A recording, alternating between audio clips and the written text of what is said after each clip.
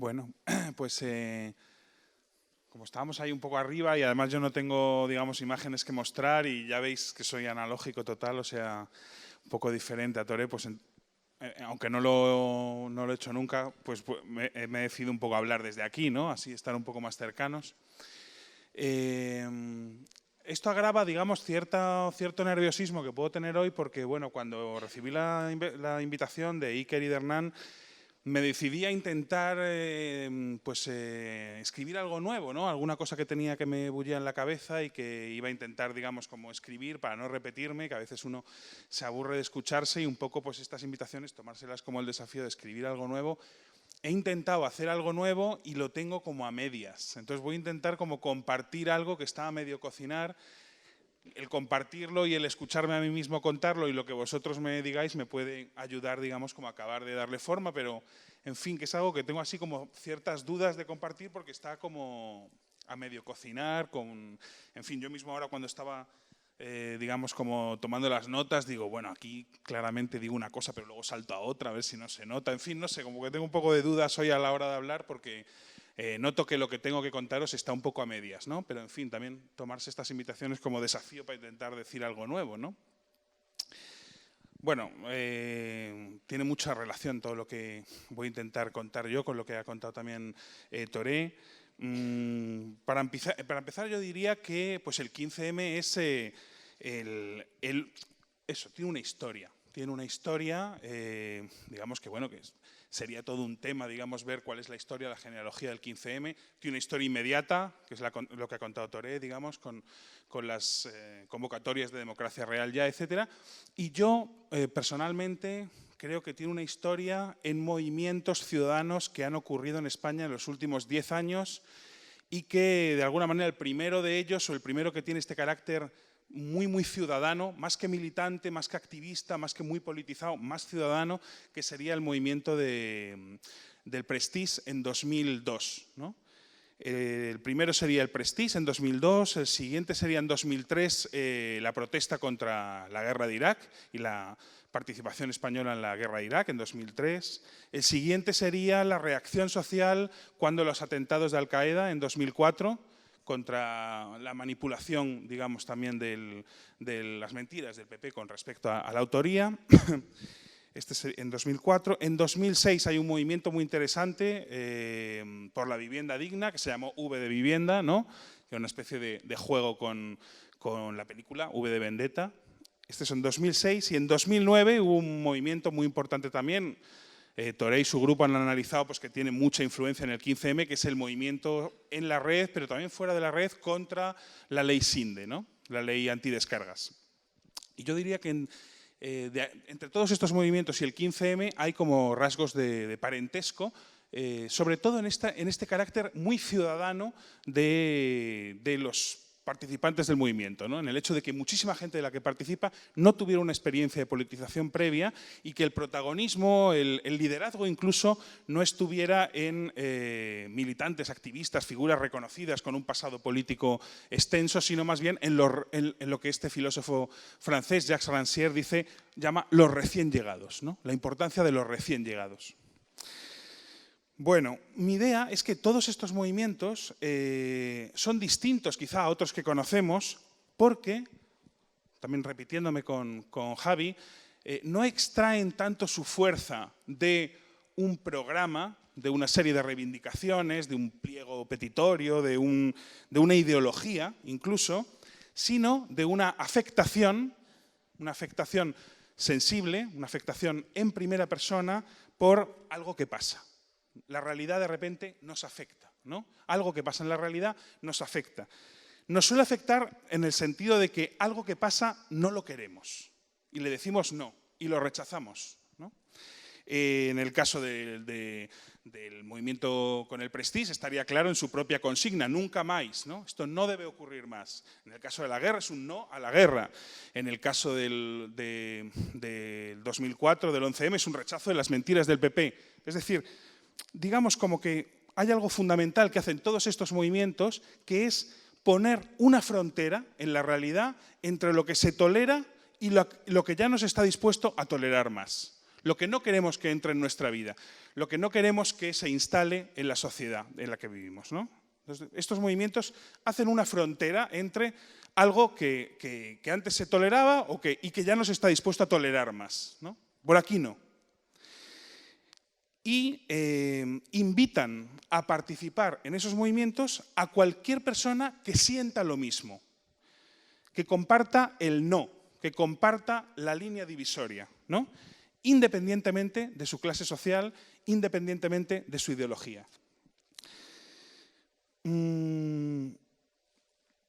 Por esto, digamos, bueno, ese carácter tan inclusivo de todos estos movimientos, ¿no? Que es un poco uno de sus rasgos más novedosos, es decir, que participa muchísima gente muy distinta, gente de ideologías muy distintas, gente de clases muy distintas, lo cual también a los puristas de la política les pone un poco nerviosos, porque ves gente, digamos, que puede tender, bueno, gente que es de izquierda, gente apolítica, gente que puede tender a la derecha, ¿no?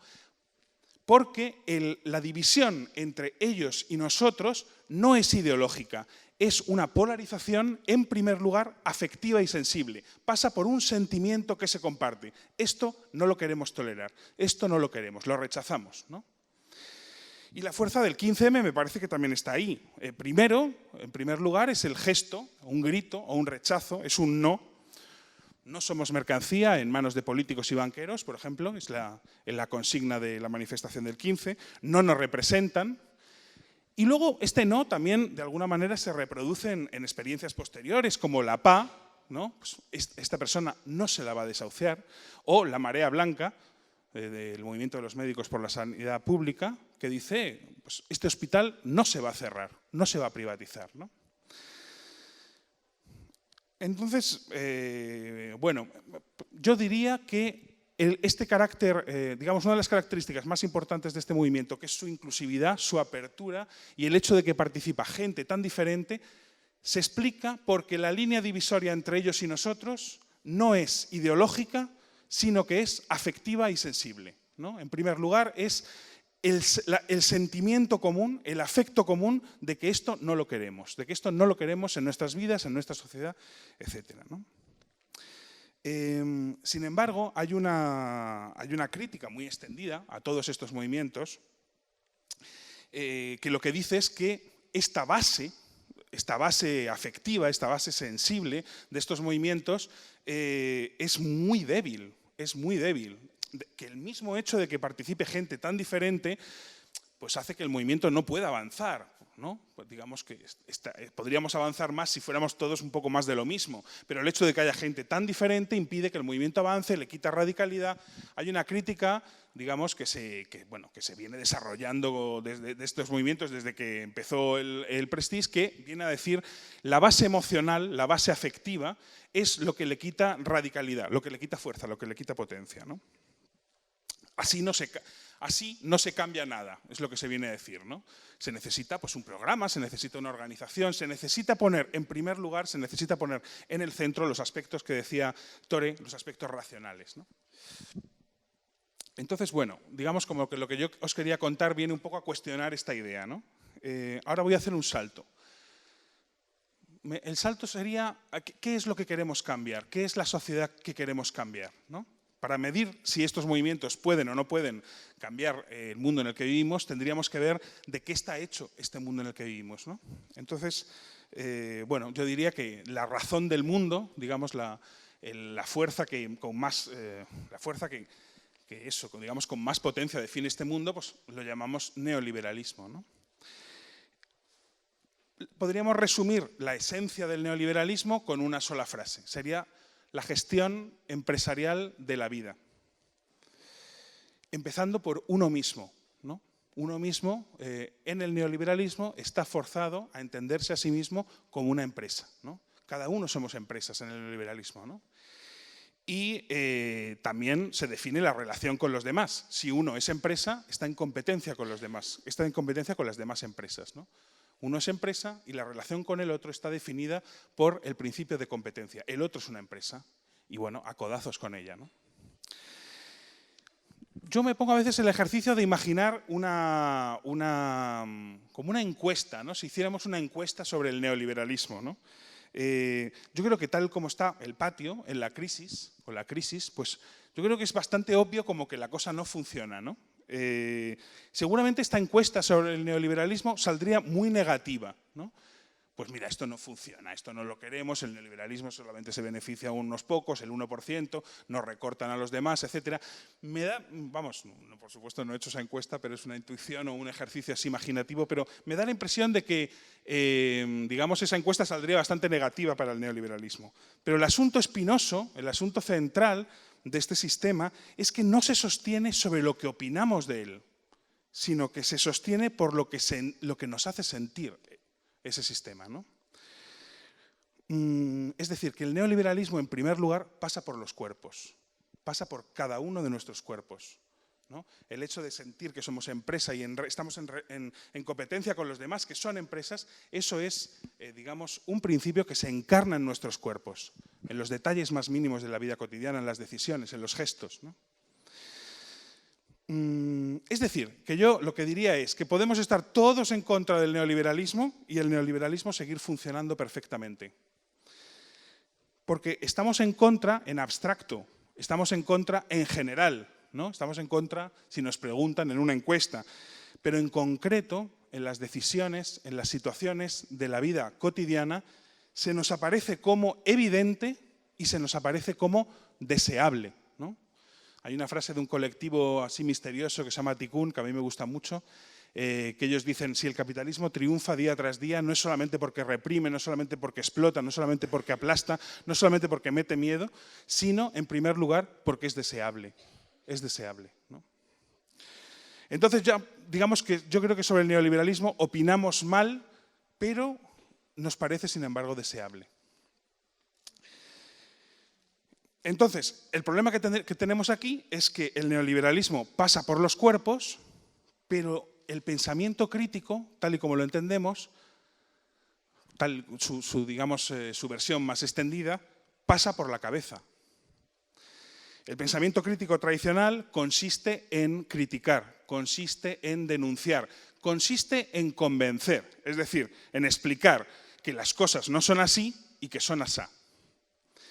Entonces, la política de izquierdas, la política tradicional, sobre todo la imaginamos como un asunto de buena explicación de lo que pasa. Hay que explicar bien lo que pasa, ¿no? Porque la gente no se entera, ¿no? Un asunto que, digamos, que por tanto pone en el centro a los intelectuales, ¿no? Es decir, los que pueden dar una buena explicación.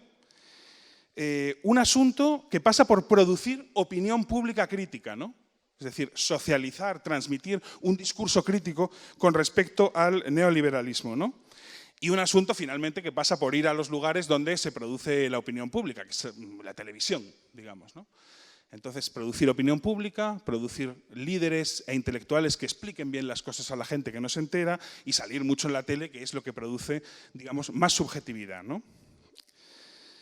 Pero, ¿qué pasa si tiene razón este otro filósofo tan divertido y paradójico que es Zizek, cuando dice, en realidad la gente sabe muy bien lo que hace, pero lo hacen, ¿no? Es decir, digamos que aquí Zizek discute con Jesucristo, ¿no? Cuando Jesucristo en la cruz dice, perdónales, Señor, no saben lo que hacen. Si supieran lo que hacen, no me estarían haciendo esto. Y Zizek dice, lo saben muy bien y lo siguen haciendo. Entonces, ¿qué pasa si esto es así? Es decir, que no se trata de explicar bien las cosas a la gente, porque se siguen haciendo, ¿no? Bueno, ahora del neoliberalismo volvemos a la calle. Veíamos que la fuerza de estos movimientos, desde el Prestige hasta el 15M, no es la de una opinión pública crítica, sino, en primer lugar, la de una afectación sensible y en primera persona por algo que ocurre, ¿no? El sentimiento de que hay algo que ya no se va a tolerar más, ¿no? Esto es muy fuerte, porque claro, si pensamos que el neoliberalismo pasa esencialmente por los cuerpos, por los afectos, por lo que sentimos, por cómo nos concebimos en la sociedad y cómo concebimos la relación de los otros, digamos, un movimiento que pone ahí el eje, digamos, de su fuerza, es decir, esto no lo queremos, pero lo sentimos como algo que queremos rechazar, pues ya tiene mucha fuerza, ¿no? Pero no diría que los movimientos se reducen simplemente al no. Digamos, más allá, diría como, bueno, hay una mujer muy interesante que se llama Raquel Gutiérrez, una pensadora mexicana, latinoamericana, que dice: en los movimientos nos juntamos por un no, ¿no? El principio de los movimientos es un no, pero somos más que un no. Somos más que un no, ¿no? Nos juntamos por un no, pero somos más que un no. ¿Qué pasó en el campamento del 15M, a mi juicio?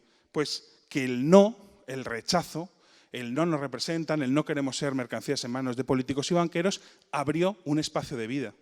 Abrió un espacio de vida. Y diría que eso pasó en toda España, son los campamentos, ¿no? Es decir, lo que nos juntó fue el no, y lo primero fue el no, pero no nos quedamos ahí. El no, la interrupción de la normalidad, abrió un espacio para experimentar otras relaciones entre nosotros, ¿no? La fuerza de los campamentos, yo diría, no es ni la de que tuvieran un discurso muy convincente, muy potente. De hecho, había como 1,5 millones de discursos, ¿no? No uno. Ni tampoco un programa, discusiones infinitas, a ver si nos poníamos de acuerdo en algo, pero, en fin, tampoco no llegamos a algo muy claro. Sino que yo diría que la fuerza de los campamentos no está en la creación de un discurso, es decir, en la creación de una opinión pública crítica, sino en la creación de un mundo mejor que el que nos ofrece día a día el neoliberalismo.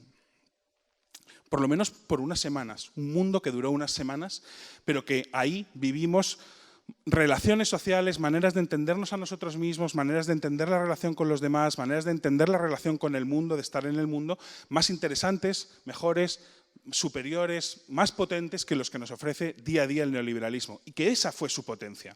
No tanto la generación de un discurso muy sólido sobre las cosas, ¿no? O sea que la potencia de los campamentos para mí no fue la crítica, sino la producción o la creación de nueva realidad, ¿no? Es decir, una experiencia vital, una experiencia corporal que cuestiona en los hechos, en la práctica, en cada uno de nosotros, la definición neoliberal de la realidad, ¿no?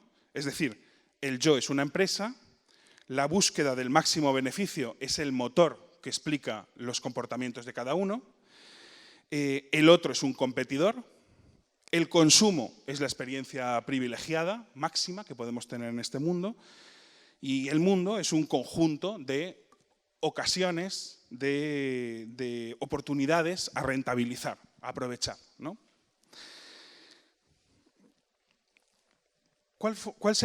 ¿Qué mundo hicimos vivir en las plazas, ¿no? ¿Qué experiencia, digamos, creamos en las plazas, ¿no? Bueno, esto es difícil, digamos, en fin, digamos, cada uno tiene, supongo que cada uno tuvo también su experiencia de las plazas.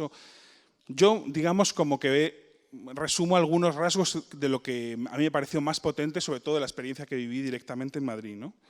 Yo creo que el mundo que hicimos vivir en las plazas, la experiencia que nos dimos, que nos regalamos unos a otros en las plazas, fue, en primer lugar, la de hacernos cargo en común de algo común, como era el campamento, ¿no? Es decir, la definición de la política, hacernos cargo en común de lo común, ¿no? Ahí, en el campamento, la competencia con el otro ya no era el principio del vínculo, la definición del vínculo, ¿no? El otro visto como un obstáculo en mi camino, o el otro visto como un instrumento que utilizo y luego desecho, ¿no? Sino que el otro, más bien, se convirtió en un cómplice, ¿no? Alguien con quien me une un principio de confianza, de complicidad, de cooperación, ¿no? El currículum vitae que somos bajo el neoliberalismo, ¿no? El currículum vitae que somos cada uno de nosotros y que tenemos que ir como alimentando, ya no fue en los campamentos el principio de relación con nosotros mismos, ¿no? Sino más bien el descubrirnos capaces y capaces de hacer con otros, ¿no? Y capaces de aprender y capaces de mutar también, ¿no? Como ha explicado Toré. El aprendizaje, ¿no? Capaces de aprender. Otro elemento que yo creo que es muy importante de lo que vivimos en Sol es la disolución de las identidades. Hay que tener en cuenta que en Madrid, por ejemplo, y supongo que sería aquí igual en Valencia, no nos conocíamos ninguno, ¿no? Entonces es una experiencia muy fuerte estar de repente haciendo algo con desconocidos. El desconocido suele ser En primer lugar, aquella persona de la que no puedo fiarme, ¿no? Es que ni siquiera la conozco, ¿no?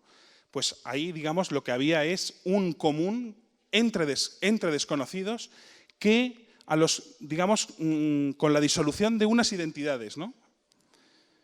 Nos ponemos habitualmente identidades unos a otros que jerarquizan nuestra relación o que la clasifican, ¿no? Es el quién es quién quién puede hacer qué, digamos. Esa distribución de roles, de papeles en las que nos encasillamos todos para más o menos gobernar la vida, la relación con los demás, dónde estamos. La potencia de Sol fue también una disolución de las identidades, ¿no? Que jerarquizan, que clasifican, que median en la relación entre nosotros mismos, ¿no?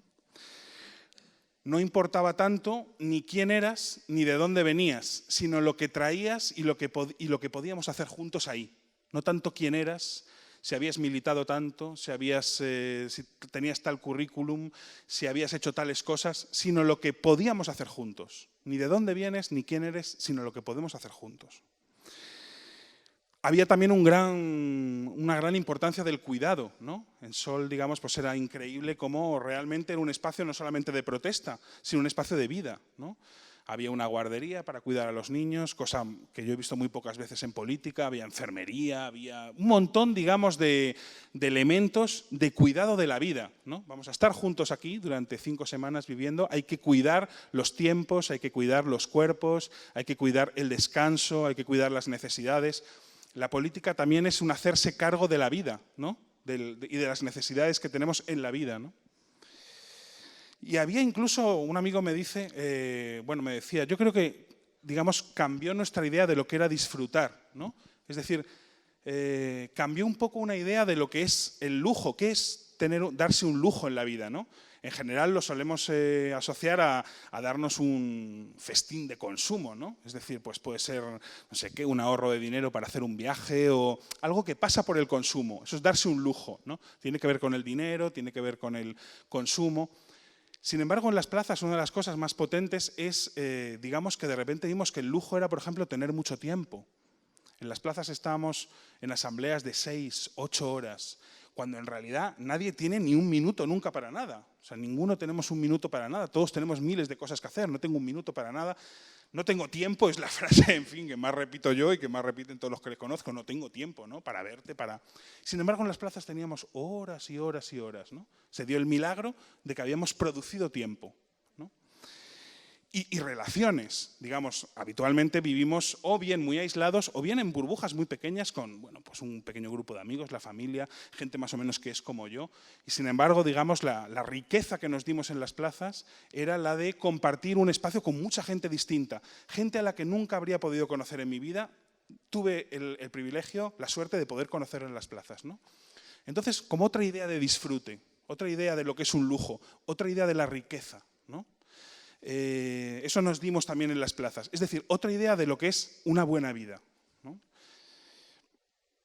Entonces, bueno, yo creo que todo esto, es decir, una experiencia de la política, de discutir juntos, la experiencia del anonimato, de poder redescubrirnos a nosotros mismos y la relación con el otro, una relación con el otro que no es de competencia, de miedo, de desconfianza, de codazo en el hombro, sino una relación positiva, digamos, pues tiene mucho que ver con los afectos de lo que vivimos, ¿no? Que, bueno, Torell ha estudiado científicamente, yo desde luego no, pero bueno, me acuerdo bien de los afectos que había ahí en la plaza, ¿no? Y desde luego estaba el afecto de la alegría, que yo creo que tiene que ver con el afecto del empoderamiento, ¿no? Es decir, sentir que tu potencia aumenta en el encuentro con otros cuerpos con los cuales no chocas, sino que de alguna manera ellos multiplican tu capacidad de hacer y tú la suya, ¿no? Y eso genera alegría, es una de las ideas de este filósofo de Spinoza, ¿no? Otra de las cosas de las que se hablaba muchísimo en Sol, que era muy raro y que yo creo que rechinaba mucho, digamos, a la gente que venía, que había estado en política más tiempo, era que se hablaba muchísimo de amor, ¿no? Es decir, esto es un movimiento del amor, pero ya no solamente la Comisión de Amor y Espiritualidad, que eran como unos frikis ya que era eso, digamos, ¿no? Y bueno, que era una gente curiosa también, muy denigrada, pero yo creo que muy interesante y que supieron ver cosas que los demás, por tener la cabeza estructurada de una manera más política y tal, no nos atrevíamos a decir, a ver, etcétera, ¿no? Pero es verdad que mucha gente hablaba de amor, ¿no? Esto es como el amor, es decir, algo que tú no escoges, sino que te pasa y que te lleva y que tú no puedes parar, ¿no? Entonces, digamos, como que había ese sentimiento en las plazas de no estar controlando lo que pasa. En todo caso, lo estás un poco llevando por donde puedes, pero es algo que te está pasando, que te está empujando a ti, que te está sucediendo, ¿no? Este filósofo Deleuze que ha citado Toré habla de que los afectos no son una cosa que nos pasa en el cuerpo, sino es una flecha que nos hace ir a otro sitio, que nos lleva a otro sitio, ¿no? Lo que él llama un devenir, ¿no? Entonces, el afecto no es una sensación que yo tengo, pero salgo del afecto más o menos igual que estaba, sino que el afecto es, digamos, lo que me hace iniciar un cambio de mi ser, ¿no? Una flecha que me lleva, ¿no? Y bueno, mucha gente se sintió realmente arrastrada, todos nos sentimos arrastrados por esto, ¿no? Y todavía hay gente 3 años más tarde que está totalmente arrastrada, que se ha quedado enganchado a esta emoción, ¿no? Bueno, la calidez del vínculo, o sea, las plazas eran espacios de una calidez del vínculo, ¿no? Realmente lo que solemos vivir como experiencia del vínculo social es una experiencia de frialdad, una experiencia de desconfianza, una experiencia séptica, digamos, ¿no? Pero en las plazas lo que había es una calidez de la relación, ¿no? Porque había bajado mucho el cálculo, porque había bajado mucho la competencia con el otro, ¿no? Bueno, digamos, otro salto. No sé si ni siquiera si voy hilando bien yo estas cosas, las tengo ahí un poco anotadas al mogollón. Bueno, digamos, está la fuerza afectiva de las plazas. Esto ha sido muy criticado. De nuevo, ¿no? Hay un sociólogo célebre, que es Zygmunt Bauman, que en una entrevista que concedió al País sintetizó las 3 críticas más poderosas, más potentes, de hacer de la emoción un afecto político, ¿no? Él dijo 3 cosas. Una, el movimiento es puramente emocional, le falta pensamiento, ¿no?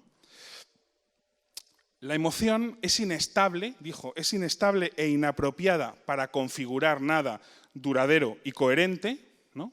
La emoción, bueno, pues es un momento, pero no se puede construir con ella. Se puede destruir, pero no construir, decía, ¿no? La indignación destruye, pero no, con la emoción no se construye.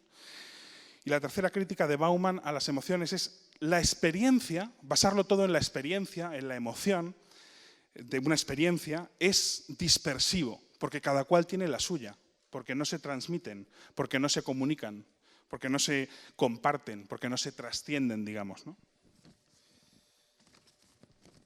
Entonces, bueno, yo la verdad es que le discutiría un poco a Bauman estas 3 cosas, aunque creo que son 3 cosas a pensar, ¿no? Estas 3 cosas que él dijo no nos las podemos quitar de un plumazo, sino que hay que pensarlas, ¿no? Pero yo no estaría de acuerdo con ninguna de las 3. En la primera, yo diría que hay pensamiento en la emoción, es decir, que emoción y pensamiento no están separadas, sino que hay ya un pensamiento en la emoción y que la emoción es un elemento central del pensamiento, ¿no? Es decir, primero que nos emocionamos por algo, ¿no? O tenemos sentimientos en los que ya hay un proceso cognitivo, ¿no? Por ejemplo, se habla del sentimiento de culpa, ¿no? Pues el sentimiento de culpa ya tiene una idea de lo que es la culpa. Es decir, no es un puro sentimiento separado, digamos, de procesos cognitivos, de ideas, de valores, de imágenes, ¿no? No, es una emoción, un sentimiento que tiene que ver con ideas, ¿no? Entonces, yo creo que nos emocionamos por cosas, ¿no? y que ya, digamos, hay un vínculo entre emoción y pensamiento, ¿no? Que hay pensamiento en los sentimientos, ¿no? Que hay una visión del mundo y de las cosas, ¿no? Y luego diría que la emoción es un elemento central del pensamiento, es decir, que no nos interesamos por conocer algo que no nos hace vibrar, ¿no? Es decir, que me cuesta mucho imaginar me es muy fácil imaginar por qué Marx escribió El Capital, porque lo odiaba y quería destruirlo. Y para destruirlo él pensaba que había que conocerlo. O sea, me cuesta mucho pensar que alguien que ni le fuera ni le viniera lo del Capital y que le pareciera bueno que el mundo estaba bien, como estaba, etcétera, hubiera escrito El Capital, ¿no? Él escribe El Capital, que es una obra que él cree científica, objetiva, ¿no? Pero porque odia el capitalismo y lo quiere destruir, y para destruirlo hay que conocer sus leyes, ¿no? Entonces, conocemos bien y logramos, digamos, que nuestro pensamiento sea potente cuando lo vinculamos con algo que nos hace vibrar, que nos plantea un problema vital también, ¿no? Que necesitamos conocerlo por algo que nos pasa en la vida, ¿no? Bueno, he visto que cuando estaba tomando las notas he visto como que hay un problema en esto que os estoy contando, que es que de alguna manera dar la idea de que yo coloco por un lado coloco por un lado la emoción y por el otro lado el discurso, ¿no? Por lo que os contaba al principio de que el discurso por sí solo digamos, no toca los cuerpos, ¿no? Y que el neoliberalismo es algo que pasa por los cuerpos y por tanto que el discurso crítico al no tocar los cuerpos es impotente, ¿no? Yo diría que en Sol había mucho discurso, más que discurso había muchas palabras, había mucho intercambio de palabra, había mucho intercambio de pensamiento, ¿no? No sé si tanto como un discurso, pero intercambio de pensamiento, intercambio de palabras sí. Es decir, que la palabra, el lenguaje, puede ser también una experiencia, puede ser también cuerpo, ¿no? Digamos que la palabra puede tocar los cuerpos, puede tocar la imaginación. Puede ser una experiencia, ¿no? Y en Sol había palabras preciosas e importantes. Quizá no solamente por sí mismas, sino también por cómo se dicen, desde dónde se dicen, en qué lugar colocan al otro al decirse, ¿no? Es decir, cada vez que hablamos, nuestras palabras, el contenido de las palabras, pero también cómo las decimos, y desde dónde las decimos, colocan al otro en un lugar, ¿no? Tú puedes presuponer al hablar que el otro es idiota, por ejemplo, ¿no? O puedes presuponer que es alguien inteligente y te va a entender, o es alguien al que hay que darle una lección, ponerle en su sitio, o que es alguien con el que empatizas y se puede construir algo. Cada vez que hablamos, digamos, nuestras palabras están colocando al otro en un lugar, están construyendo un vínculo, ¿no? Por ejemplo, la palabra personas, que aparece en el vídeo que ha puesto Toré, una palabra importantísima, ¿no? Una palabra que decía muchísimo, era una palabra que hacía cosas, una palabra que era experiencia, una palabra que era gesto, una palabra que era cuerpo, ¿no? Bueno, a ver si no me acabo de liar. La segunda crítica de Bauman es que la experiencia, basarlo todo en la emoción, es dispersivo, porque cada cual tiene su emoción, cada cual tiene su experiencia. No se comparten, no se transmiten, no se trascienden y por lo tanto, digamos, no se genera un común, ¿no? Yo diría que es casi lo contrario. Hay un filósofo que se llama Santiago López Petit, de Barcelona, que él tiene un concepto, él habla de interioridad común, como hablar de intimidad común, ¿no? Es decir, que en realidad lo que nos pasa y nosotros sentimos que nos pasa en soledad, lo que nos decimos a nosotros mismos en soledad, le está pasando y lo están pensando otros muchos, ¿no? Y que digamos, remitir a la intimidad no nos desconecta del otro, sino que puede ser la manera para conectar con el otro, precisamente, ¿no? Y bueno, en las plazas para mí esto era una experiencia muy alucinante, el hecho de que un desconocido, tras otro, cogiera el micro en una asamblea y dijera cosas que yo estaba pensando, que yo había pensado, que yo creía que era el único que las pensaba, ¿no? Como mucha gente supongo que pensaba antes de las plazas, pues, en fin, pues esto es un desastre, esta crisis, los banqueros, los políticos, etcétera, pero claro, la gente no se mueve, ¿no? Estoy yo solo pensando esto. Y de repente en las plazas lo que fue muy fuerte es decir, vaya, si lo que yo pensaba, lo que yo sentía, era compartido por otros, ¿no? Entonces, la intimidad, digamos, no es algo que nos desconecta, que nos separa del otro, sino que desde lo más íntimo hay la posibilidad de una conexión más profunda con el otro, ¿no? Esa es mi idea. Y sin embargo, si partimos de cosas supuestamente objetivas, una ideología sobre el mundo, etcétera, en realidad igual, como no estamos hablando de nada que en verdad nos pase, es ahí donde nos estamos desconectando del otro, ¿no? Y bueno, la tercera crítica de Bauman es que con el afecto no se puede construir. El afecto no es base para nada duradero. Es, digamos, la emoción de los primeros momentos del amor o, digamos, pues es una emoción que sí, que en fin es muy bonito, es un subidón, pero bueno, digamos, para seguir, para continuar, para permanecer, para durar, eso no sirve. Y yo diría que es otra idea muy errónea, ¿no? Porque el afecto, esto es algo que también ha investigado otro sociólogo que se llama Pierre Bourdieu, puede convertirse en hábito, ¿no? Es decir, el afecto, la emoción, puede, digamos, aprender a permanecer. Podemos aprender a tener una emoción, ¿no? Y que esa emoción constituya un valor, es decir, un polo de orientación cotidiano en nuestros actos. Es decir, podemos convertir un afecto en sensibilidad. La emoción no es algo que pasa y se va y se acabó, sino que hay una manera de trabajar sobre las emociones también para que esas emociones permanezcan con nosotros y de una manera de más baja intensidad que desde luego en Sol, funcionen como la base de valores que son los que nos guían en la vida cotidiana, ¿no? Los psicólogos a esto lo llaman motivación, ¿no? Ellos dicen que la motivación es una experiencia emocional duradera en el tiempo que hemos aprendido a tener y que orienta nuestra vida, ¿no? Que no es exactamente consciente, sino que es una disposición del cuerpo, que es un poco también como Bourdieu habla del hábito, ¿no? Es decir, que nuestro cuerpo está pensando el mundo, nuestros gestos en la vida cotidiana, nuestras decisiones, los gestos más íntimos, todo eso es, digamos, son afectos congelados, son hábitos, ¿no? También es un pensamiento del mundo, ¿no? Sentir que esto nos da alergia o que esto nos da asco, que esto nos gusta, que esto lo hacemos así, ¿no? Entonces, el afecto no es algo que pasa y punto, sino que podemos convertirlo en la base duradera de valores que nos orientan en lo cotidiano, ¿no? Y esto sería un poco lo que yo entiendo que es... ¿Llevo media hora? Ah. Sí. Esto sería, digamos, el arte de convertir los afectos en valores, ¿no? Las emociones en valores, sería lo que yo entiendo que es el ámbito de la ética, ¿no? De las formas de vida, las disposiciones del cuerpo, ¿no? Bueno, entonces, yo lo que os propondré, lo que creo que habría que pensar, que bueno, yo tendría que seguir pensando en este caos que veis que tengo, es pensar si la transformación que nos propone el 15M no es indisociablemente ética y política. Indisociablemente ética y política. Política en el sentido de las formas de organización o de autoorganización, mejor, de lo común, ¿no? Pues todas las que propuso el 15M, formas de organización, de autoorganización horizontales, igualitarias, participativas, democráticas, distribuidas, las asambleas, las redes, etcétera, ¿no?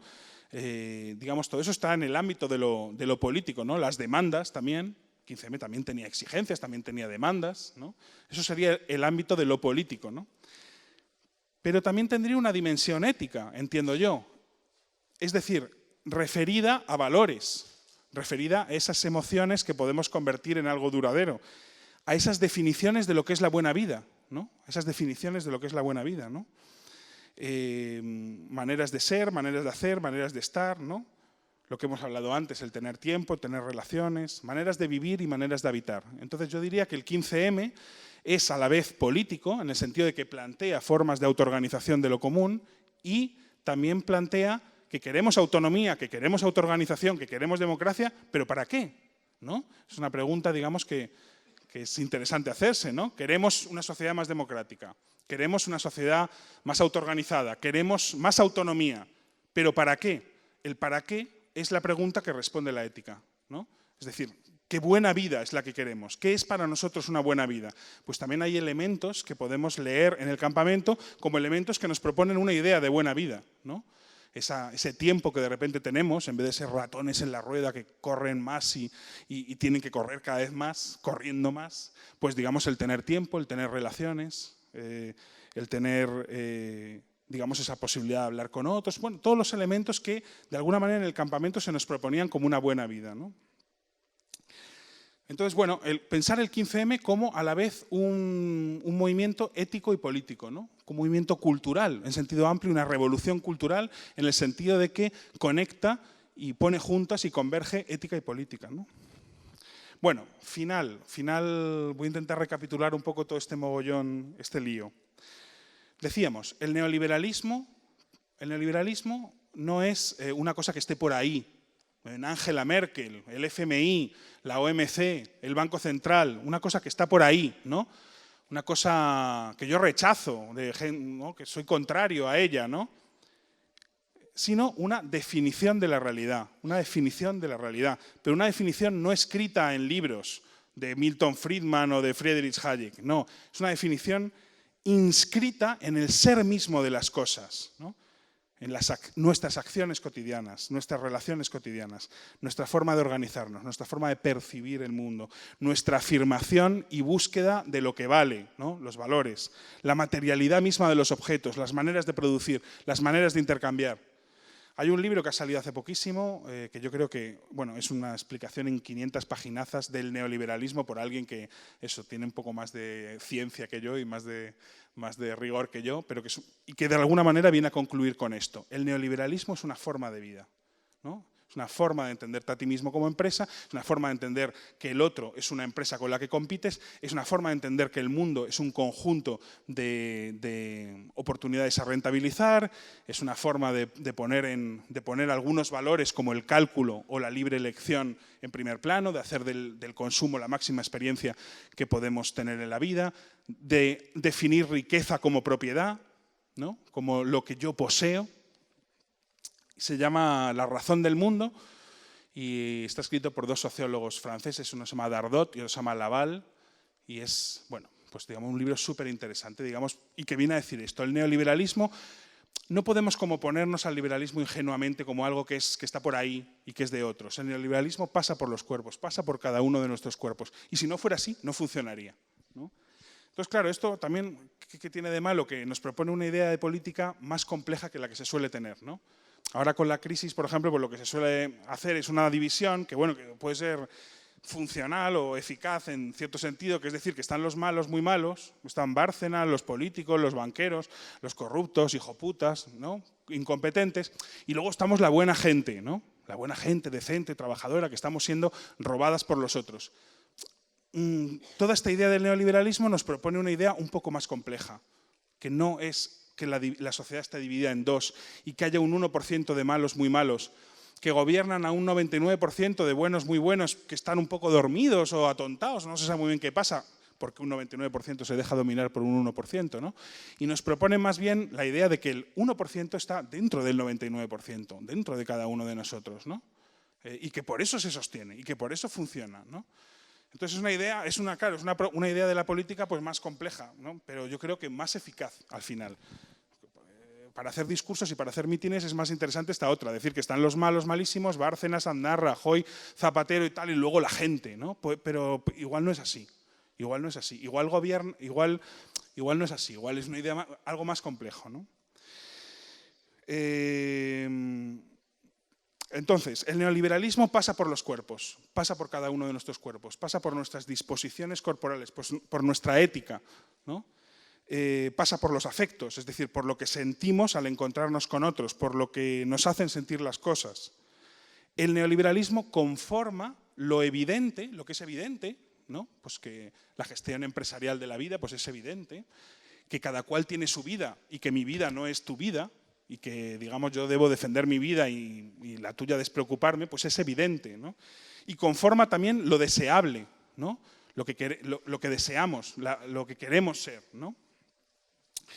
Lo que nos gobiernan, a mi juicio, son formas de vida. Es decir, por eso el poder aguanta, aunque esté deslegitimado, ¿no? Porque lo está en teoría, pero no, como se dice, ¿no? Lo está en teoría, pero no en la práctica, ¿no? No en la práctica. Entonces, si el neoliberalismo es así, si el neoliberalismo no está fuera de nosotros, que estamos un poco atontados, pero, en fin, con unos buenos intelectuales, unos buenos líderes nos podemos enterar de lo que son las cosas, sino que pasan por los cuerpos, por lo que creemos que es una vida buena, ¿no? La transformación social entonces pasa por, a su vez, hacer lo mismo que el neoliberalismo, es decir, redefinir la realidad, definirla de otra manera, ¿no? No solo denunciar lo existente, no solo explicar a la gente que las cosas no son así, sino que son asá, sino propagar, difundir, desarrollar, afirmar otra sensibilidad, otra visibilidad de las cosas, otros sentidos, otras posibilidades de vida, ¿no? Es decir, no tanto producir opinión pública, sino afectos comunes, ¿no? Sentir lo mismo ante un desahucio, sentir lo mismo ante el cierre de un hospital, ¿no? Este grupo Ticún dice una cosa también, que hay una frase así de estas que tienen como ellos como muy poéticas y tal, pero que hacen pensar, dice, no necesitamos espíritus críticos, necesitamos corporeidades críticas, cuerpos críticos, que sea nuestro cuerpo el que dice, esto por aquí no paso, esto me da alergia, esto me da asco, esto no lo tolero, mi vida no quiero que sea esto. Eso es lo que necesitamos, porque la cabeza puede decir que no, pero luego nuestro cuerpo hacer que sí.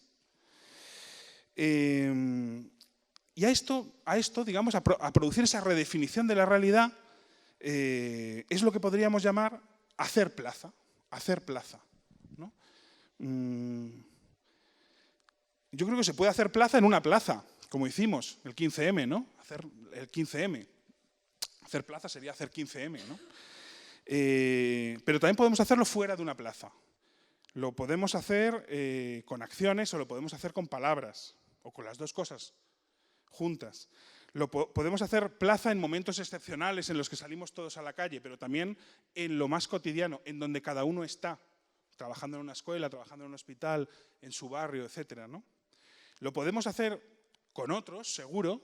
Incluso pienso, eso es otra cosa que lanzo, pero sin pensar casi, como una intuición, que lo podemos hacer solos también, ¿no? Podemos hacer plazas solos, ¿no? Las mareas, la PA, yo creo que han seguido haciendo plaza, han seguido multiplicando la experiencia de la plaza, prolongando, multiplicando el 15M, ¿no? ¿Hacer plaza en qué consistiría? Consistiría, en primer lugar, decir, esto no, por aquí no, esto ya no, ¿no? Trazar una frontera en la realidad entre lo que toleras y lo que ya no toleras, entre lo digno y lo indigno, la vida buena y la vida que no deseas, ¿no? Y por otro, hacer plaza consistiría en abrir espacios de vida con las características, algunas de las características que hemos dicho que tenía el 15M, ¿no?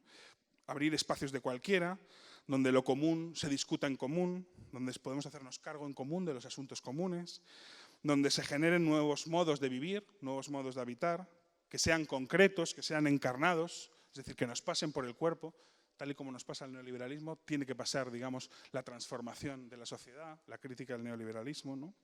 Y que sean esos modos de vida superiores, mejores, que los que nos ofrece el neoliberalismo, ¿no? Si el neoliberalismo, tiene razón este grupo que se llama Tikkun, digamos, triunfa día a día porque se hace deseable, nosotros tenemos que generar modos de vida, modos de habitar el mundo más deseables que los del capitalismo, ¿no? O sea, que no es una cosa moral de que esto no, porque no, es que tiene que ser más atractivo otra cosa que generemos, ¿no? Y claro, bueno, ya por último diría que hacer plaza, esto, es lo más difícil. Hacer plaza es lo más difícil, porque lo más fácil es hablar de las plazas, ¿no? Hablar del 15M. Yo, vamos, en los últimos 3 años lo he hecho 200.000 veces, ¿no? Y claro, te das cuenta de que una cosa es hablar de las plazas, hablar del 15M, y otra cosa es hacer 15M y hacer 15M, ¿no? Abrir esos espacios de cualquiera, donde podamos participar en común en los asuntos comunes, donde generemos modos de vida nuevos, modos de vida más atractivos, más deseables, superiores, mejores que los que nos ofrece el neoliberalismo, ¿no? Y ahí me quedo. Bueno, pues nada, muchas gracias.